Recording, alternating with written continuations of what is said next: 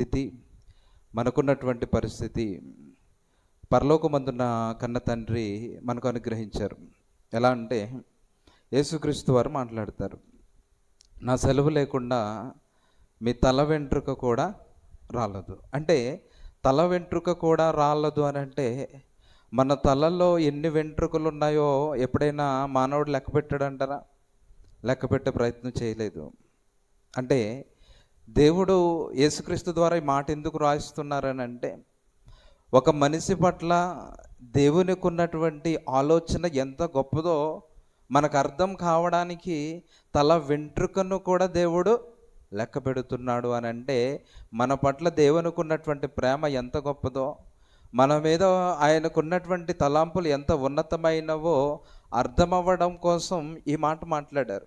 కాబట్టి ఒక తల వెంట్రుకను గురించి దేవుడు ఇంతలా మన గురించి ఆలోచన చేస్తున్నాడు అంటే మరి 60-70 ఏళ్ళ ఆయుష్కాలం ఇచ్చినటువంటి ఈ జీవితంలో ఏ రోజు ఎలా బ్రతుకుతున్నామో, ఏ రోజు ఎటువంటి ఆలోచనలతో మనం ఉన్నామో, ఏ రోజు దేవుని పని కొరకు దేవుని కొరకు మన యొక్క ఆలోచనలు ఉన్నవి, వీటన్నిటి గురించి దేవుడు పరిశీలనలో ఉంచుతాడన్నటువంటి సంగతి ప్రతి ఒక్కరము కూడా ఈరోజు తెలుసుకోవాలి.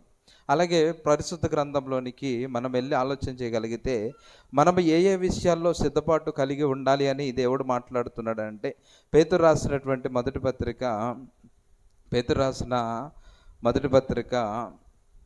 మొదటి అధ్యాయము, పేతురు గారు రాసిన మొదటి పత్రిక మొదటి అధ్యాయము 13వ వచనం చూద్దాం. కాబట్టి మీ మనసును నడుము కట్టుకొని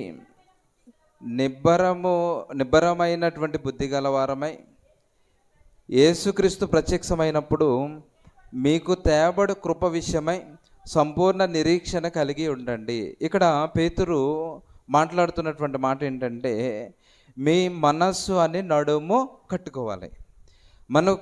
మన లోపల దేవుడు నిర్మించినటువంటి నిర్మాణంలో దేవుడు మనసు అనే ఒక దాన్ని మనకిచ్చాడు. ఇప్పుడు ఈ మనసు ఎలా ఉంటుంది అని అంటే ఒక్కొక్కరు మనసు ఒక్కొక్కలాగా ఆలోచన చేస్తుంది. ఎలా అంటే మీరందరూ ఇక్కడే ఉన్నా మీ ఆలోచనలు ఎక్కడున్నాయి? మీరందరూ ఇక్కడే ఉన్నారు, మీ మనసు రకరకాలుగా ఆలోచన చేస్తూ ఉంది. అంటే ఈ మనసు ఎంత ప్రమాదకరమైందంటే మనం ఇక్కడే ఉన్నా ఎక్కడెక్కడికో ప్రయాణం చేసి రాగలిగేటటువంటి శక్తి మనకున్నటువంటి మనసుకు ఉంది. కాబట్టి అందుకే దేవుని దగ్గరకు వచ్చినప్పుడు చాలా జాగ్రత్తగా ఉండాలి. ఆ మాటలు మాట్లాడుతున్నాడు, మీరు మనసు అని నడుము కట్టుకొని నిబ్బరమైనటువంటి బుద్ధి గలవారై యేసుక్రీస్తు ప్రత్యక్షమైనప్పుడు మీకు తేబడు కృప విషయమై సంపూర్ణ నిరీక్షణ కలిగి ఉండండి. అంటే మనకు ఒక మనసు ఉంది, ఆ మనస్సుకు నిబ్బరము గల బుద్ధి గలవారమై దేవుడు ఏ కృప మన కొరకు తెస్తా ఉన్నారో సిద్ధపాటు కలిగి ఉండటం ఎవరికి అలవాటు చేయాలి? మన మనసుకు అలవాటు చేయాలి. వాక్యం వింటున్నప్పుడు చాలా గలిబిలి వస్తుంది. ఎందుకనంటే వాక్యము ద్వారా దేవుడు మనలను బలపరచాలని అనుకుంటాడు. వాక్యము ద్వారా మన ఆత్మలను ఉజ్జీవింప చేయాలనుకుంటాడు. ఇప్పుడు ఆ ఉజ్జీవింప చేసేటటువంటి విధానము కొరకు మనం వెళ్ళినప్పుడు అపవాది ఏదో ఒక రకంగా మన యొక్క ఆత్మలను గలిబిలి చేస్తాడు. అపవాది ఏదో ఒక దానిని చూపించి దాని వైపు మీ యొక్క మనస్సులను కేంద్రీకరించేటటువంటి ప్రయత్నాలన్నీ చేస్తాడు. కాబట్టి మన యొక్క మనస్సు ఏదైతే ఉందో ఈ మనస్సు అనే నడువన్ని కట్టుకొని నిబ్బరమైనటువంటి బుద్ధి గలవారమై దేవుడు ఏ కృప అయితే మన నిమిత్తము తెస్తున్నారో, ఏ కృపనైతే దేవుడు మనకిస్తున్నారో ఆ కృప కొరకు సంపూర్ణమైనటువంటి నిరీక్షణ కలిగి మనం ఉండాలి. మనము దేవుని మందిరానికి వచ్చామనంటే ఏదో అరకొరగా ఉండి వెళ్ళిపోవడానికి కాదు. దేవుని మందిరంలో నేను అడుగు పెట్టాను అనంటే ఏదో ఒక విషయాన్ని నేను నేర్చుకుని వెళ్ళాలి. నేను నేర్చుకున్నటువంటి విషయాన్ని పదే నేను ధ్యానం చేసుకుంటే ఈరోజు తండ్రి అయినటువంటి దేవుడు వాక్యం ద్వారా నాతో మాట్లాడారు. ఈరోజు నాతో మాట్లాడుతున్నారు. ఏం మాట్లాడుతున్నారని అంటే ఇదిగో నిబ్బరమైనటువంటి బుద్ధి కలిగి ఉండాలి. ఏ విషయంలో అనంటే ఆత్మ విషయంలో నిబ్బరమైనటువంటి బుద్ధి నాకు ఉండాలి. దేవుడు నా కొరకు ఏ ఏ కృపను, ఎటువంటి కృపను నా మీదకు తీసుకొస్తున్నాడో, నా కుటుంబం మీదకు తీసుకొస్తున్నాడో అటువంటి కృప కొరకు నేను సంపూర్ణమైనటువంటి నిరీక్షణ కలిగి నేను ఉండాలి అని దేవుడు మనతో మాట్లాడుతున్నాడు. నేర్చుకోవాలి. ఇంకా ముందుకు వెళ్తే రోమి రాసినటువంటి పత్రిక, రోమపత్రిక 12వ అధ్యాయం 2వ వచనం చూడండి. ఇదిగో ఈ మనసు అనే నడుము కట్టుకునేటటువంటి పరిస్థితుల్లో ఎన్నో సమస్యలు మనకు వస్తూ ఉంటాయి. మీరు ఈ లోక మర్యాదను అనుసరింపక ఇది ఉత్తమమును అనుకూలమును సంపూర్ణమునయ్యున్న దేవుని చిత్తమేదో పరీక్షించి తెలుసుకొనున్నట్లు మీ మనస్సు మారి నూతన మగుట వలన రూపాంతరం పొందండి. ఇక్కడ రోమా సంఘంతో పౌలు మాట్లాడుతున్నాడు. మీరు ఈ లోక మర్యాదను అనుసరింపకండి. ఈ లోక మర్యాద ఏంటి? వాక్యం పక్కన పెట్టేస్తాం, ఎవరో చెప్పిన సిద్ధాంతాన్ని సంఘంలో పెడతాం, వాక్యాన్ని పక్కన పెట్టేస్తాం, బైబిల్ దేవుని మాటలు మనకు అనవసరం, ముందు నుంచి ఇలాగే జరిగింది కాబట్టి ఇలానే జరగాలంటాం. కానీ వాక్యం ఏం మాట్లాడుతుంది? దేవుడు ఏం మాట్లాడాలనుకుంటున్నాడు? దేవుడు మనతో ఏం నేర్పించాలనుకుంటున్నాడు? ఇవి పక్కన పెట్టేస్తాం మనం. కానీ ఇక్కడ అంటున్నాడు, మీరేం చేయాలి అని అంటే ఈ లోక మర్యాదను అనుసరింపకూడదు. లోకంలో ఉన్నటువంటి విషయాలు పట్టుకొచ్చి సంఘంలో పెట్టకూడదు. సంఘము చాలా పవిత్రమైనది. సంఘంలోనికి వచ్చినప్పుడు దేవునికి సంబంధించిన కార్యాలు తప్ప ఇక్కడ ఇతర కార్యాలు జరగకూడదు, ఇతర ఆలోచనలు సంఘమునకు కలపకూడదు. కాబట్టి మీరు ఈ లోక మర్యాదను అనుసరింపకుండా ఉత్తమమును అనుకూలమును సంపూర్ణమునయ్యున్న దేవుని చిత్తమేదో పరీక్షించి తెలుసుకున్నట్లు. అంటే దేవుడి చిత్తం ఏంటి మన పట్ల? దేవుడికి ఉన్నటువంటి చిత్తం ఏంటో మనం ఏం చేయాలంటే పరీక్షించి తెలుసుకున్నట్లు, పరీక్షించి దేవుని యొక్క చిత్తాన్ని మనం తెలుసుకోవాలి. ఎలా తెలుసుకోవాలి? దేవుడి చిత్తం మనకి ఎలా అర్థమవుతుంది అని అంటే దేవుని వాక్యాన్ని ధ్యానించడం ద్వారా, దేవుని మాటలను చదువుకోవడం ద్వారా, దేవుని యొక్క మాటలు వినటం ద్వారా దేవుని యొక్క మనసు ఏంటో మనకు అర్థమవుతుంది. ఒక వ్యక్తి మనకు అర్థం కావాలి అని అంటే, ఒక వ్యక్తి యొక్క మనస్తత్వం మనకు అర్థం అవ్వాలి అని అంటే ఆ వ్యక్తితో కొన్ని రోజులు మనం సహవాసం చేయాలి. సహవాసం చేసినప్పుడు ఆ వ్యక్తికి ఏ ఆహార పదార్థాలంటే ఇష్టమో, ఏ రంగు అంటే ఇష్టమో, ఎప్పుడెప్పుడు ఆ మనిషికి కోపం వస్తుందో, ఎప్పుడు సంతోషంగా ఉంటాడో ఇవన్నీ మనకు తెలియాలి అని అంటే ఆ వ్యక్తితో కొన్ని రోజులు మనం ఏం చేయాలి? సహవాసం చెయ్యాలి. మరి ఇప్పుడు దేవుని యొక్క చిత్తం ఏంటో తెలుసుకోవాలి అని అంటే మన యొక్క సహవాసం ఎవరితో ఉండాలి? దేవునితో ఉండాలి. ఇప్పుడు దేవునితో సహవాసము అని అంటే, తండ్రి మీరు నాతో మాట్లాడండి అని అంటే ఇప్పుడు ఆయన వచ్చి మాట్లాడతారా? మాట్లాడరు. మరి ఎలా? వాక్యము ద్వారా దేవుని మాటలు, దేవుని యొక్క హృదయాన్ని ఆయన మాటలు పరిశుద్ధాత్మ ప్రేరణలో కొంతమంది భక్తులను ఎన్నుకొని వారి ద్వారా రాయించారు. ఇప్పుడు ఆయన మాటలు చదువుకోవటం ద్వారా దేవుని యొక్క మనసు ఏంటో, దేవుని యొక్క హృదయం ఏంటో మనకు అర్థమవుతుంది. ఇప్పుడు అటువంటి యొక్క చిత్తాన్ని ఏంటో మీరు తెలుసుకొని పరీక్షించి తెలుసుకొనున్నట్లు మీ మనస్సు మారి నూతన మగుట వలన రూపాంతరం పొందండి. అంటే మీరు మారు మనసు పొందండి. ఇప్పుడు దేవుడి చిత్తము అనగానే ఏంటి అని అంటే దేవుని యొక్క చిత్తం చాలా రకాలుగా ఉంది. దేవుని యొక్క చిత్తం చాలా రకాలుగా ఉంది. కొన్ని మాటలు మనం నేర్చుకుందాం ఈరోజు. ఈ దేవుని యొక్క చిత్తాన్ని తెలుసుకొని మన యొక్క మనసును మార్చుకొని దేవునికి మరింత దగ్గర అవ్వాలి మనం వింటున్నటువంటి మాటలను బట్టి. ఇక్కడ ఇదిగో దేవుని భక్తి విషయంలో లోక మర్యాదను అనుసరింపకుండా ఉత్తమమును అనుకూలమును సంపూర్ణమునయ్యున్న దేవుని చిత్తమేదో పరిశీలించి తెలుసుకున్నట్లు మీ మనసు మారి రూపాంతరము పొందాలి. మన యొక్క పాత స్వభావాన్ని తీసివేసుకొని నూతనమైనటువంటి స్వభావాన్ని మన యొక్క విశ్వాస జీవితంలోనికి తీసుకురావాలి. ఇంకా ముందుకు వెళ్ళి ఆలోచన చేస్తే దేవుని యొక్క చిత్తము ఏమిటి అని తెలుసుకునేటటువంటి ప్రయత్నంలో తెస్సలోనికి రాసినటువంటి మొదటి పత్రిక 4వ అధ్యాయము 5వ వచనం చూడండి. మీరందరూ తెస్సలోనికి రాసిన మొదటి పత్రిక 4వ అధ్యాయము, మీలో ప్రతివాడును దేవుని ఎరుగని అన్యజనుల వలె కామాభిలాష యందు కాక పరిశుద్ధత యందును గనుల యందును ఘనత యందును,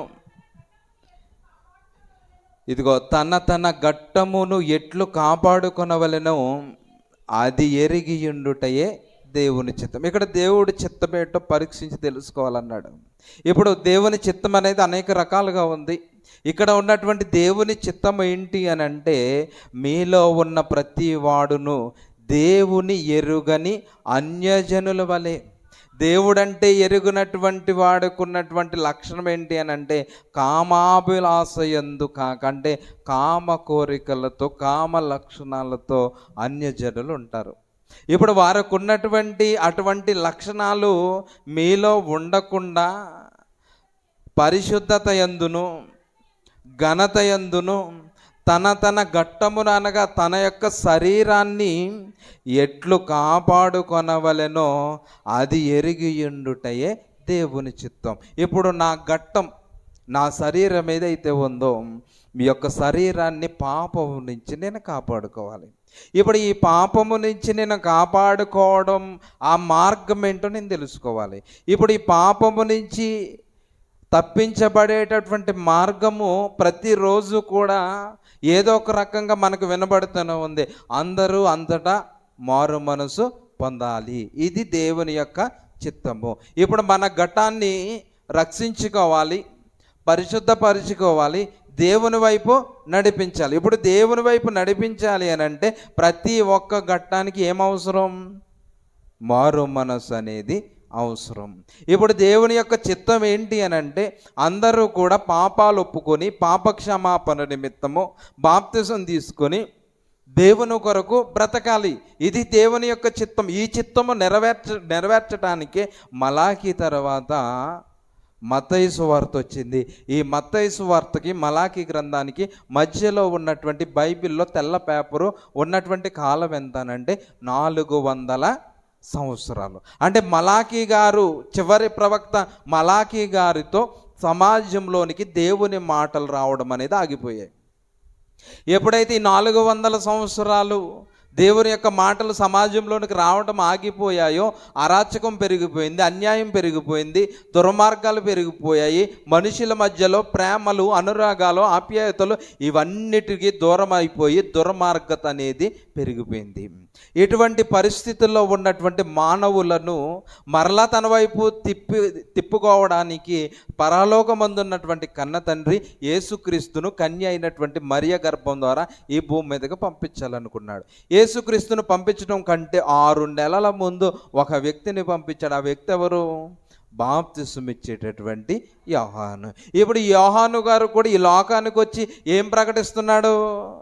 మారు మనసు నిమిత్తం మీరందరూ కూడా పాప క్షమాపణ నిమిత్తము బాప్తిసము పొందాలి అని ప్రకటిస్తున్నాడు. అంటే ఇప్పుడు దేవుని యొక్క చిత్తం ఏంటంటే, తన యొక్క ఘట్టాన్ని, తన యొక్క దేహాన్ని కాపాడుకోవాలి అని అంటే ప్రతి ఒక్కరికి కూడా మారు మనసు అనేది చాలా ప్రాముఖ్యము.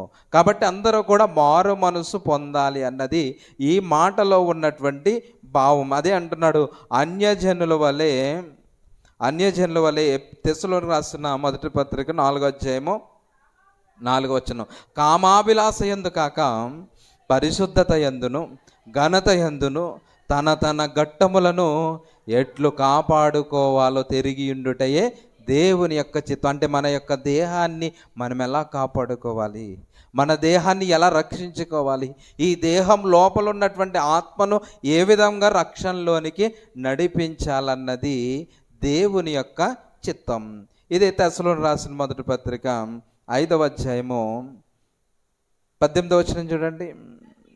ప్రతి విషయంలోనూ కృతజ్ఞతాస్తుతులు చెల్లించుడి, ఎలాగు చేయుట యేసుక్రీస్తునందు మీ విషయంలో దేవుని చిత్తం. ఇక్కడ ఈ చిత్తం వేరే రకంగా కనబడుతుంది.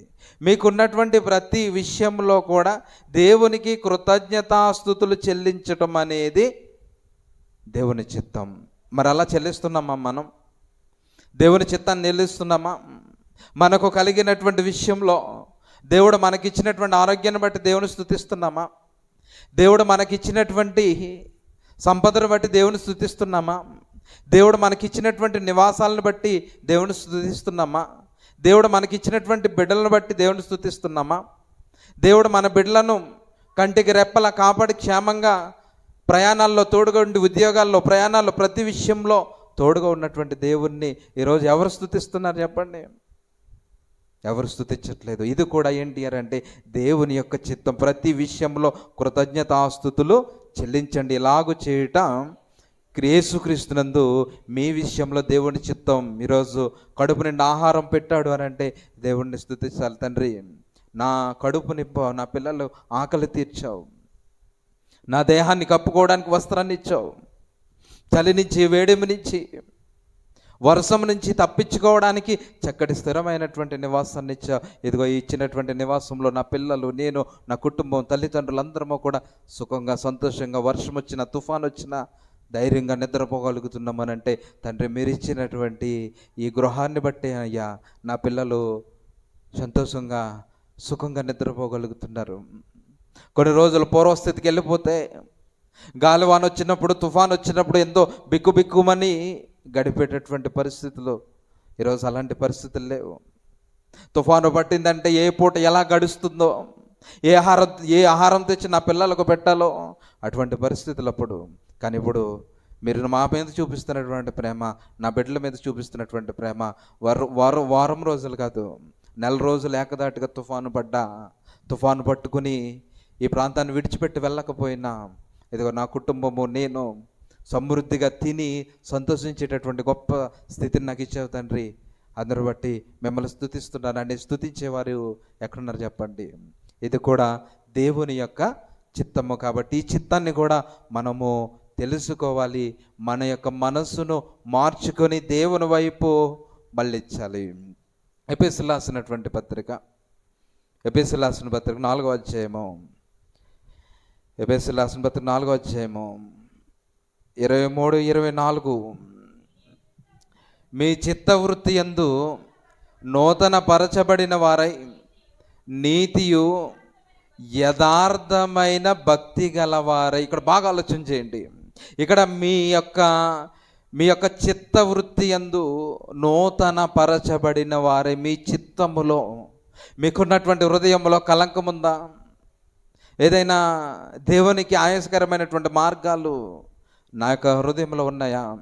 వాటన్నిటిని పక్కన పెట్టి నూతన పరచబడిన వారమై, పసిపిల్లలకు ఉన్నటువంటి హృదయాన్ని సంపాదించుకునే వారమై మనం ఏం చేయాలి అని అంటే నీతియు యథార్థమైన భక్తియు గలవారై దేవుని పోలికగా సృష్టింపబడిన నవీన స్వభావమును ధరించుకోవాలి. ఇక్కడ చూడండి, క్రైస్తవుడిగా మనము చేయవలసింది ఏంటి అని అంటే దేవుని పోలికగా సృష్టించబడిన నవీన స్వభావాన్ని మనము ధరించుకోవాలి. క్రైస్తవుడు అనగానే నూతనపరచబడాలి. ప్రతి వారము, ప్రతిరోజు దేవుని వాక్యం చదువుతున్నప్పుడు, దేవుని మాటలు వింటున్నప్పుడు, దేవుని స్తుతిస్తున్నప్పుడు, దేవుని ఆరాధిస్తున్నప్పుడు మనకున్నటువంటి పాత స్వభావాన్ని తీసివేసుకొని ప్రతిరోజు నూతనమైనటువంటి స్వభావాన్ని మనం అలవాటు చేసుకోవాలి. నూతనమైనటువంటి క్రియలు దేవుని కొరకు జరిగించాలి. నూతనమైనటువంటి ఆలోచనలు దేవుని పని కొరకు మనం రావాలి. నూతనమైనటువంటి ఆలోచనల్లో దేవుని పిల్లలను దేవుని సన్నిధికి నడిపించే స్థితి నాకు కావాలి. ఇదిగో ఇంత గొప్ప వాక్యాన్ని నేను విన్నాను, ఇంత గొప్ప స్థితి నేను తెలుసుకున్నాను. నా శరీరం లోపల ఉన్నటువంటి ఆత్మకు నిత్య రాజ్యాన్ని దేవుడు ఇస్తున్నాడు. యుగ యుగాలు దేవుడు ఆ యొక్క నిత్య రాజ్యంలో నా ఆత్మకు ఎల్లప్పుడూ కూడా సుఖము, సంతోషము, ఆనందము, అటువంటి ఉన్నతమైనటువంటి రాజ్యాన్ని ఇస్తాడని మరి నేను తెలుసుకున్నాను.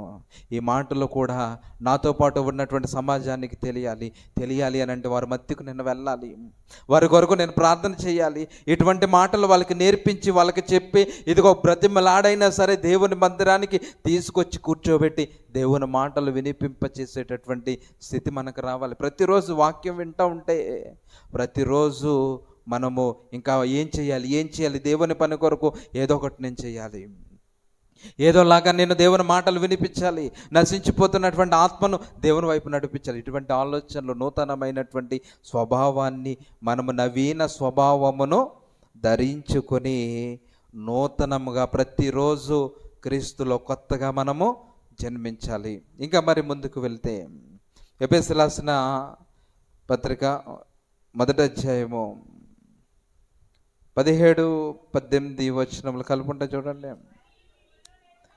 మరియు మీ మనోనేత్రములు వెలిగింపబడినది. ఇదిగో మన మనోనేత్రం దేవుని మాటలు వినడం ద్వారా మన యొక్క మనోనేత్రం వెలిగింపబడినందున ఆయన మిమ్మును పిలిచిన పిలుపు వలనైన నిరీక్షణ ఎట్టిదో, పరిశుద్ధులలో ఆయన స్వాస్థ్యము యొక్క మహిమైశ్వర్యం ఎట్టిదో, ఆయన క్రీస్తునందు వినియోగపరిచిన బలాతిశయమును బట్టి విశ్వసించుచు మన యందు ఆయన చూపుచున్న తన శక్తి యొక్క అపరిమితమైనటువంటి ఆ మహత్యమెట్టుతో మీరు తెలుసుకొనవలెనని మన ప్రభువైన యేసుక్రీస్తు యొక్క దేవుడైన మహిమా స్వరూపియగు తండ్రి నన్ను తెలుసుకొనుట యందు మీకు జ్ఞానమును ప్రత్యక్షతయను గల మనస్సు అనుగ్రహించినట్లు నేను నా ప్రార్థనల యందు మిమ్మల్ని గూర్చి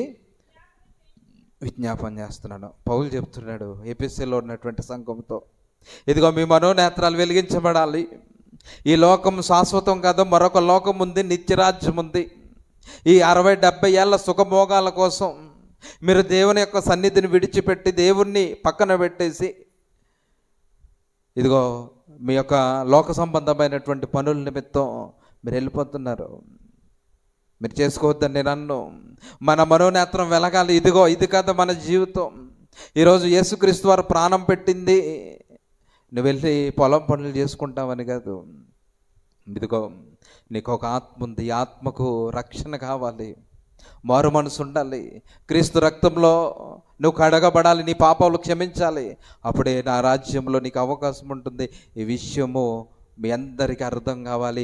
మీ మనోనేత్రాన్ని వెలిగింపబడాలి. వెలిగింపబడినందున ఆయన మిమ్మును పిలిచిన పిలిపెట్టిదో, ఆ నిరీక్షణ ఎలాంటిదో, పరిశుద్ధులలో ఆయన స్వాస్థ్యం యొక్క మహిమైశ్వర్యం ఎట్టిదో, ఆయన క్రీస్తునందు వినియోగపరిచిన బలాతిశయము క్రీస్తుని ఈ భూమి మీదకు పంపించి 30 సంవత్సరాలు ఈ పాపలోకంలో ఉంచి, ఈ పాపలోకంలో ఉండి సువార్తను ప్రకటించి సిలువ మరణములో ఆయన పడినటువంటి పాట్లు, పడిన కష్టము, కార్చిన రక్తము, తిన్న కొరడ దెబ్బలు, గుచ్చుకున్న ముళ్ళ కిరీటము, వీపంతా గాయాలు, వీటన్నిటినీ కూడా ఇదిగో మీకు అర్థమవ్వాలి, మీకు అర్థమయ్యి మీ యొక్క మనసు మారాలి. నా కొరకు తన కుమారుణ్ణి బలిచ్చాడు, నా పాపముల కొరకు నేనేమి చేసి ఆయన రుణము తీర్చాలన్నటువంటి విషయాలు మీకు అర్థమవ్వాలి. తన యొక్క అపరిమిత మహాత్యమెట్టిదో మీరు తెలుసుకోవాలని మన ప్రభువైన యేసుక్రీస్తు యొక్క దేవుడైన మహిమా స్వరూపియగు తండ్రి తన్ను తెలుసుకున్నట్టు యందు మీకు జ్ఞానము, ప్రత్యక్షత, మనస్సు అనుగ్రహించినట్లు ఇదిగో నేను ప్రతిరోజు ప్రార్థన చేస్తున్నాను. ఎఫెసీ సంఘస్థులారా, ఈసారి ఈ మాటలైనా మీరు విని మారు మనసు పొందండి. మీకు ప్రత్యక్షత అనుగ్రహించేటటువంటి మనసు అనుగ్రహించాలని నేను ప్రతిరోజు దేవుణ్ణి మొర్రపెడుతున్నాను, దేవునికి ప్రార్థిస్తున్నాను. ఇదిగో నీ పిల్లల్ని రక్షణ భాగ్యంలోనికి నడిపించండి. మీ ప్రేమ ఏంటో అర్థమవ్వాలి. మీరు చూపిస్తున్నటువంటి ప్రేమ ఏంటో ఈ జనులకు అర్థమవ్వాలి. ఈ ప్రేమ అర్థమవ్వాలి అని అంటే ఇదిగో మీ మనోనేత్రం వెలిగించబడాలి. ఇది ఈ 2 కార్యాలు మీలో జరగాలని ప్రతిరోజు కూడా నేను ఏం చేస్తున్నానంటే మీ కొరకు ప్రార్థన చేస్తున్నాను.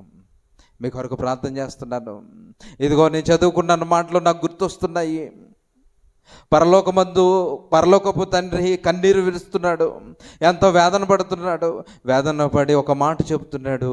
ఆ మాట ఏంటి అని అంటే ఇదిగో 99 మంది నీతిమంతుల కంటే ఒక పాపి మారు మనస్సు అందు నేను పరలోకంలో ఎక్కువ సంతోషపడతాను అంటున్నాడు. అంటే 99 నీతిమంతులు నా దగ్గరకి ఖచ్చితంగా వస్తారని నాకు తెలుసు. ఈ 99 మంది కొరకు నాకు చింత లేదు. అదిగో నశించిపోతున్నటువంటి ఆత్మ బాప్తిసం లేకుండా, రక్షణ లేకుండా, దేవుని భయం లేకుండా ఇదిగో సమాజంలో తిరుగుతున్నటువంటి ఆత్మ ఉంది. ఈ ఆత్మను ఎలాగైనా రక్షించాలి. సేవకుల ద్వారా అయినా దేవుని మాటలు పంపించాలి. సోషల్ మీడియా ద్వారా అయినా నా మాటలు వారి మధ్యలోనికి, వారి చెవుల్లోనికి వినిపింపజేయాలి. సువార్త సభలో పెట్టో, కూడికలు పెట్టో, ఏదో రకంగా మాటలు వినిపించాలి అన్న తాపత్రయంతో ఈరోజు పౌలు 3 మిషనరీ ప్రయాణాలు చేసి ఆ ప్రయాణాల్లో వీళ్ళందరికీ బోధిస్తుంది ఏంటి అని అంటే, ఇదిగో ఇటువంటి ప్రత్యక్షత అనేటటువంటి మనసు, సిద్ధపాటు అనేటటువంటి మనసు మనందరికీ కావాలని దేవుడు తాపత్రయపడుతూ భక్తులను సమాజంలోనికి పంపిస్తున్నాడు. ఫిలిప్పీలు రాసినటువంటి పత్రిక మొదటి అధ్యాయము, ఫిలిప్పీలు రాసినటువంటి పత్రిక మొదటి అధ్యాయము 18వ వచనం చూడండి. ఫిలిప్పీలు రాసినటువంటి మొదటి పత్రిక 9వ వచనం 10వ వచనం, 9-10 వచనాలు. మీరు శ్రేష్టమైన కార్యములను వివేచింపగలవారగుట్టకు, ఇదిగో మీ ప్రేమ ఎలాగుండాలి అని అంటే తెలుగుతో ఉండాలి, సకల విధములైన అనుభవ జ్ఞానముతో కూడినదై అంతకంతకు అభివృద్ధి పొందవలననియు, ఇందువలన దేవునికి మహిమయు స్తోత్రము కలుగునట్లు. చూడండి, ఇదిగో మీ మధ్యలో ఉన్నటువంటి ప్రేమ ఎలాగుండాలో తెలుసా? తెలివితో ఉండాలి. మీరు చూపించేటటువంటి ప్రేమ చాలా తెలివిగా ఉండాలి. సకల విధములైన అనుభవ జ్ఞానముతో కూడినదై అంతకంతకు అభివృద్ధి పొందాలి.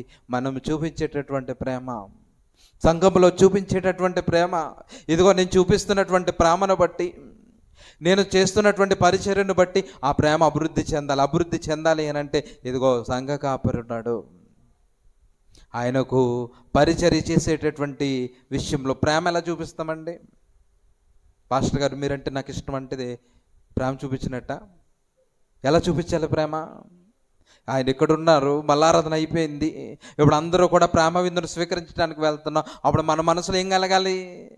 మన ఆత్మీయ తండ్రి భోజనం చేసిన తర్వాతే నేను తినాలన్నటువంటి ఆశ ఉండాలి. ఇప్పుడు వెంటనే పరుగున వెళ్ళాలి, ఆయనకు ఆహారాన్ని వడ్డించాలి, ఆయనకు ఉన్నటువంటి అవసరాలు తీర్చాలి. ఆయన భోజనం ముగించుకుని వెళ్ళిన తర్వాత అప్పుడు మన పనుల్లోనికి మనం వెళ్ళాలి. అప్పుడు ఇప్పుడు ఎవరి మీద ప్రేమ చూపించినట్టు? ఇది ఆత్మీయ తండ్రి గారి మీద ఉన్నటువంటి ప్రేమ. ఇప్పుడు ఈ ప్రేమ తెలుగుతో మనం చేసినప్పుడు, మనం చూపిస్తున్నటువంటి ఈ ప్రేమను మనతో పాటు వచ్చేటటువంటి ఆ తరం వారు చూస్తారు. ఇదిగో మా అమ్మ పాస్టర్ గారికి భోజనం పెట్టిన తర్వాత కానీ భోజనము చేయట్లేదు అంటే, నేను కూడా ఏం చేయాలి? మా పాస్టర్ గారికి భోజనము పెట్టించాలి, ఆ తర్వాత నేను భోజనం చేయాలి. అంటే ఇప్పుడు ఈ ప్రేమ నీలో నుంచి ఎవరికి వచ్చింది? నీ ముందు చూసినటువంటి ఈ తరానికి వచ్చింది. ఇప్పుడు ఈ తరం నుంచి ఈ ప్రేమ ఎక్కడికి వెళ్తుంది?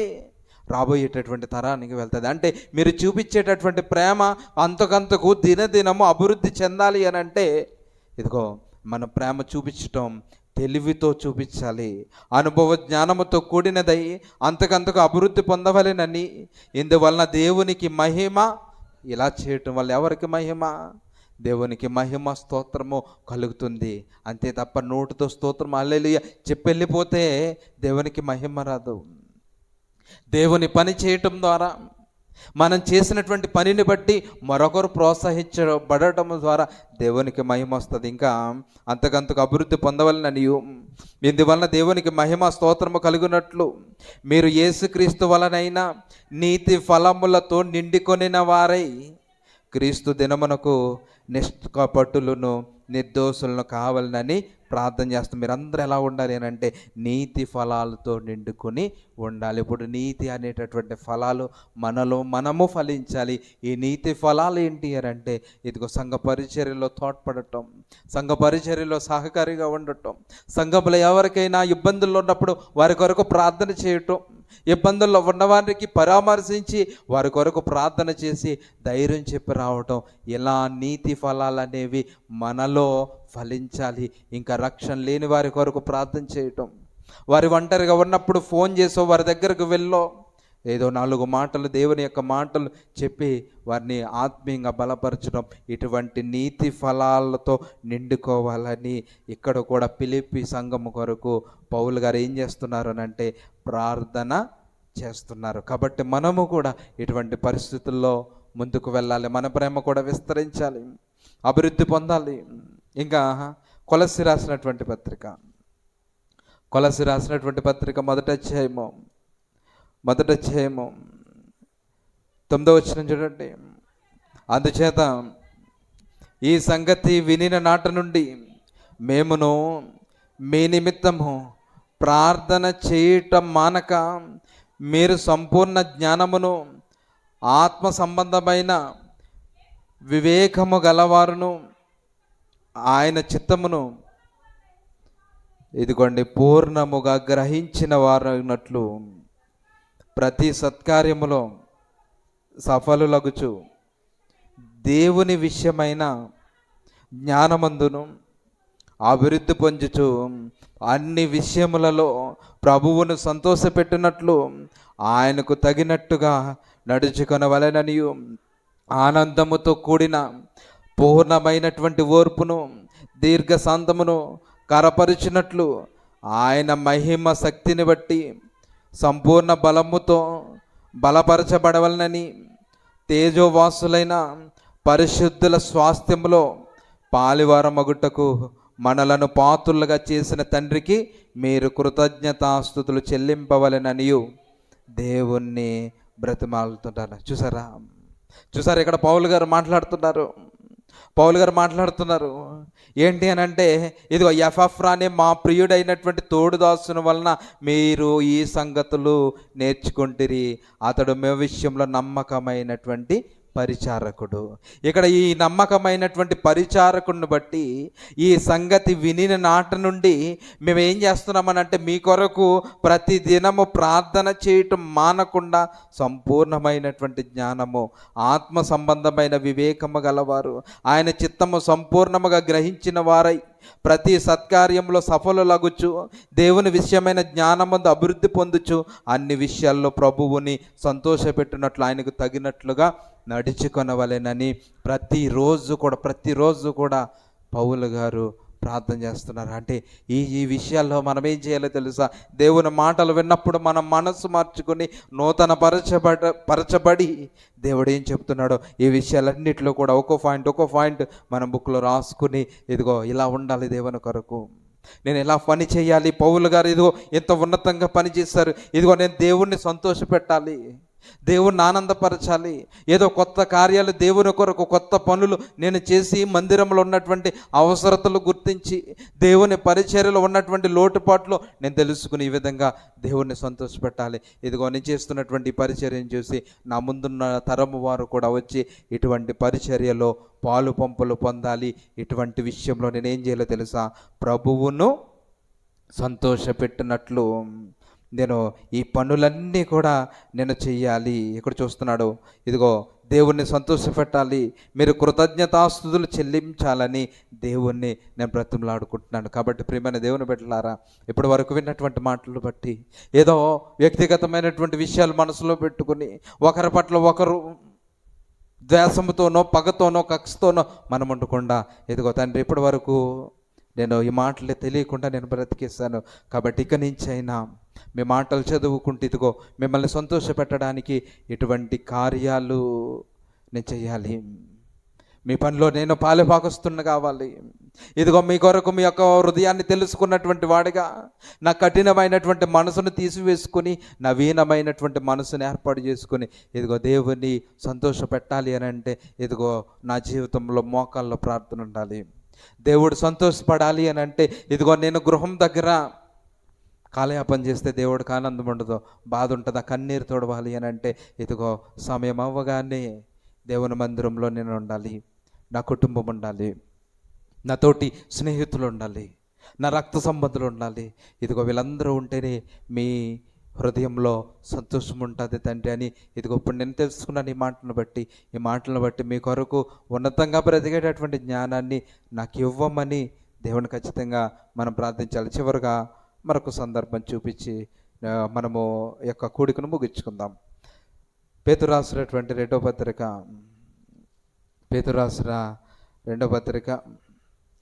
3వ అధ్యాయము 9వ వచనం.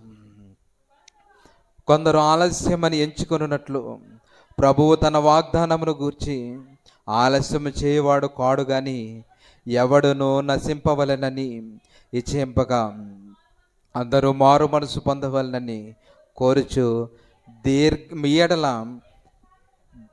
దీర్ఘశాంతము గలవాడై ఉన్నాడు. ఇదిగో చూడండి, పరలోకమందున్నటువంటి కన్న తండ్రి ఎవరు ఎక్కడ కూడా ఒక్క ఆత్మ కూడా నశించిపోవడం ఆయనకి ఇష్టం లేదు. ఏ ఒక్క ఆత్మ కూడా నశించిపోవడం ఆయనకి ఇష్టం లేదు. అందుకని మాట్లాడుతున్నాడు, అందరూ కూడా మారు మనస్సు పొందాలి, అందరూ కూడా దేవుని గురించి తెలుసుకోవాలి. అందుకే దీర్ఘశాంతము గలవాడై 2000 సంవత్సరాల నుంచి ఇదిగో ప్రభువు రాకడ సమీపంగా ఉందని ప్రారంభం నుంచి, సంఘము ప్రారంభించిన నాటి నుంచి, అపోస్తుల దగ్గర నుంచి అదిగో ప్రభు వస్తున్నాడు, రేపు వస్తున్నాడు, ఎల్లుండి వస్తున్నాడు, ఆయన వచ్చేటటువంటి సమయం ఆసన్నమైపోయింది, ఆయన రాకడకు సూచనలు ఇవన్నీ జరుగుతూ ఉన్నాయి. అయినా కూడా ప్రభువు రావట్లేదు. ఎందుకు రావట్లేదు అని అంటే, ఇదిగో ఇంకా ఈ సంఘంలో మారు మనసు పొందవలసినటువంటి ఆత్మలు చాలా ఉన్నాయి. ఒకవేళ ప్రభు వచ్చేస్తే ఈ యొక్క ఆత్మలు నిత్య నరకానికి జారిపోతాయి. ఇప్పుడు అలా జారటం ఆయనకి ఇష్టం లేదు. అందుకని దీర్ఘశాంతము గలవాడై, ఈరోజు కాకపోతే మరొక రోజైనా నా పిల్లలు నా దగ్గరకు వస్తారు, నా మాటలు వింటారు, నా పనులు చేస్తారు, మరలా నా దగ్గర ఉండడానికి తగినటువంటి విధంలో మారు మనసు పొంది మరలా తిరిగి నా దగ్గర రావడానికి సిద్ధపడతారని ఒకరోజు కాకపోతే ఒకరోజు అని దీర్ఘశాంతముతో నేటికి 2024 సంవత్సరాలు గడిచిపోతూ ఉన్నాయి. ప్రభు దినం ఎప్పుడు వస్తుందో మనకు తెలీదు. ఇకరైనా ఆలస్యం చేయకుండా నేటికి కూడా ఇదిగో ఇప్పటి వరకు నీ మాటలు నేను వినలేదు, మీ మాటలు నాకు అర్థం కాలేదు, మీరు మా పట్ల చూపిస్తున్నటువంటి ప్రేమ ఏంటో మేము తెలుసుకోలేకపోయాం. ఇదిగో ఈ మాటల ద్వారా మేము తెలుసుకున్నాం. ఇదిగో మనస్సు మార్చుకొని నూతనమైన మనస్సు మాకు ఇచ్చి ఇదిగో రక్షణలోనికి ఎలా వెళ్ళాలో నాకు తెలియదు తండ్రి, మీరు రక్షణలోనికి నడిపించండి అని అందరము కూడా ప్రార్థన చేద్దాం. అందరూ కూడా తల వంచండి, ప్రార్థన చేసుకుందాం. ప్రార్థన. పరలోకమందున మా తండ్రి, మీ పరిశుద్ధమైన ఘనమైన శ్రేష్టమైన నామానికి వందనాలు. ఎప్పటి వరకు తండ్రి మా యొక్క తండ్రి మనసును సిద్ధపాటు చేసుకొని, మనసుని నడుము కట్టుకుని నిబ్బరమైనటువంటి బుద్ధితో మీ చిత్తం ఏంటో తెలుసుకొని మా యొక్క మనసు మార్చుకొని మీ కొరకు ఎలా బ్రతకాలో మేము నేర్చుకున్నాం తండ్రి. నేర్చుకున్నటువంటి మాటలు విని విడిచిపెట్టకుండా వాక్యము ద్వారా తండ్రి ప్రతిరోజు కూడా ధ్యానించుకుంటూ మీ కొరకు ఉన్నతంగా బ్రతకడానికి మాకు సహాయం చేయండి. ఈ మాటలు ధ్యానించడానికి, అర్థం చేసుకోవడానికి తగినటువంటి జ్ఞానం మాకు అనుగ్రహించండి. ఇంకా మారు మనస్సుకు సిద్ధంగా ఉన్నటువంటి బిడ్డల కొరకు ప్రార్థన చేస్తూ ఉంటాము తండ్రి. ఒక్కసారి మీరు వారితో మాట్లాడండి. ఇంకా మరింత లోతుగా మీ మాటల ద్వారా తండ్రి వారితో మాట్లాడి రక్షణ వైపు మీరు వారిని నడిపించమని ప్రార్థిస్తూ ఉన్నాను. మీరే సాయం చేయండి తండ్రి. అలాగే మా సంఘాన్ని దీవించండి. సంఘంలో ప్రతి కుటుంబానికి మీరు తోడుగుండండి. ఇక్కడ తల వంచిన ప్రతి బిడ్డను మీరు జ్ఞాపకం తెచ్చుకుని అయినా వారి కుటుంబాల్లో తండ్రి ఉన్నటువంటి అవసరతలు, అక్కర్లు, అనారోగ్య పరిస్థితులు మీరు తోడుగుండండి. అలాగే తండ్రి, మీ తండ్రి గారు జ్వరంతో బాధపడుతూ ఉన్నారు, నీకు మాడికి స్వస్థతనివ్వండి, ఆరోగ్యాన్ని ఇచ్చి మీరు బలపరచండి. రేపటి దినాన్ని జరిగే తండ్రి బల్లారాధనలో మేమందరము కలిసి పాలు పంచుకునే భాగ్యాన్ని, కలిసి ఆరాధించే స్థితిని మందరికీ మీరు అనుగ్రహించండి. అలాగే చక్కటి వాతావరణం ఇచ్చారు, మీకు వందనాలు. రాష్ట్ర పాలకులకు, దేశ పాలకులకు చక్కటి ఆలోచన ఇచ్చి సుఖవంతమైన పాలన మీరు అందరికీ అనుగ్రహించి సహాయం చేయమని, ఇంకా సంఘంలో బలహీనులుగా ఉన్నవారి కొరకు తను ప్రార్థన